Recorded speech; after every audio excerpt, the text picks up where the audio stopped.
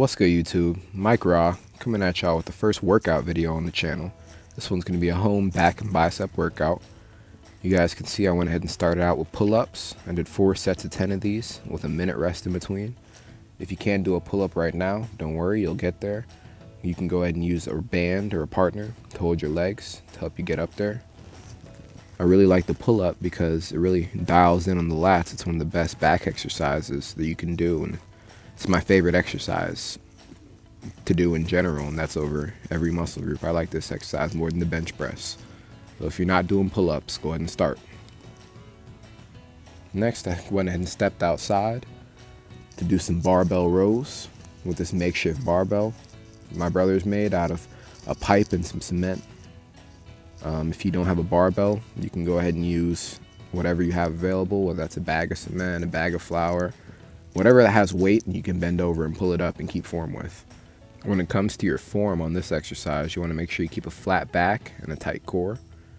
And then you just want to pull your elbows straight up and try to pinch your elbows together. And that actually extends to all the back exercises with the exception of deadlifts. You want to go ahead and squeeze your elbows together to get the maximum contraction.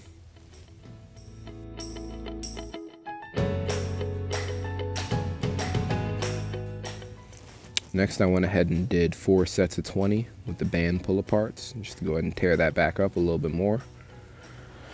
Did a lot of these with my football program.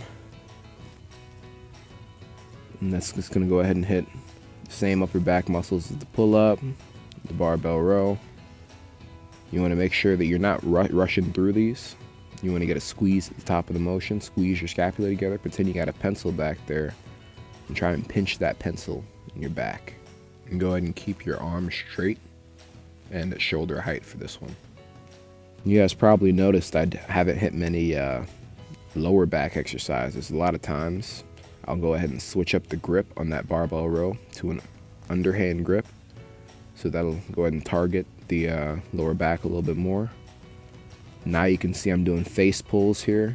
It's not the greatest angle. I went ahead and cut off the camera because I was using my GoPro and I thought it was set up at a higher angle than it was, but pretty much the idea is you want to tie a band or a bungee cord or whatever you've got to a low point and then pull the band up to your forehead, squeeze, and then control back down. Also did these for 4 sets of 20 with 45 seconds rest in between.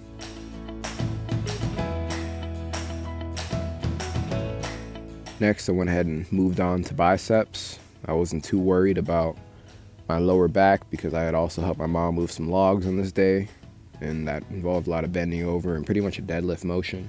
I'll show you guys deadlifts in another video, but this is using that same makeshift barbell my brother's made out of the cement, but you can use whatever you've got. Once again, if you got dumbbells, you can go ahead and use a supinated grip and do these, a bag of flour, a bag of sugar, whatever you got that has weight to it that's going to challenge you.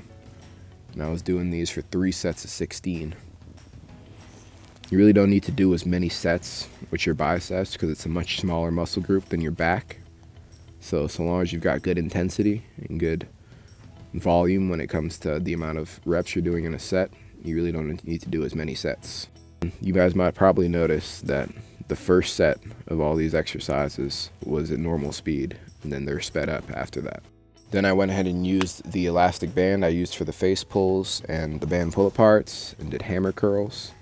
The difference between this and the barbell row is that this hammer grip is going to focus on the long head of the bicep, and that's going to contribute to your general arm size, while the supinated curls that I had done with the barbell are going to focus on the peak of your bicep, the short head.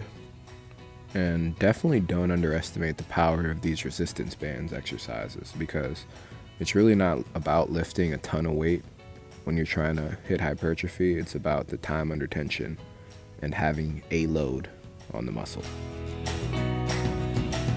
There's really no excuse to say that you don't have a gym membership. I haven't had a gym membership and I don't even remember how long. Even when I did go to the gym, I didn't have a membership. I was sneaking into my school's gym.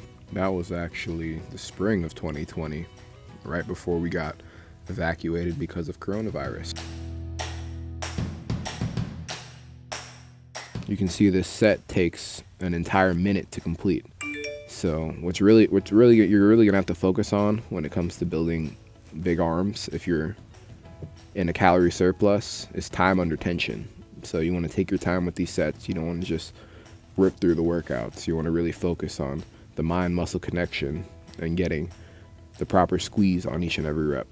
I'm not in a calorie surplus right now. I'm actually currently cutting, so I'm in a deficit in calories. But it's also important to hit high reps, low rest, when you want to maintain as much lean muscle mass as possible when you're losing weight. Now, if your goal is to maintain as much strength as possible, you want to hit less reps and take more time in between your sets. For this next exercise, I incorporated the resistance band once again. It's a life save. Go ahead and buy you a set of resistance bands. This is another bicep peak exercise. I've heard it called a lot of different things. The most common being high cable curls, because in a gym you'll usually do this motion with a cable, but I've got the band available, so that's what I'm using. Use what you've got, a bungee cord, whatever. I went ahead and sped this up by 4 times because the video is getting kind of long now and you guys get the point. Squeeze each rep, do the reps slow, and you'll get the most benefit out of each of these exercises. For this movement, you do want to make sure you tie the resistance band at a high point so that you keep the tension on the muscle, so that at no point during the sets you're relaxing the muscle. It's constantly under tension. And that's pretty much it, guys. This is the workout. By no means is this my set in stone back and bicep workout. I do switch it up a good amount, keep the muscle guessing. If you guys have any video suggestions, any suggestions at all, go ahead and leave them in the comment section. Like, comment, share with your friends, and I'll see you on the next one.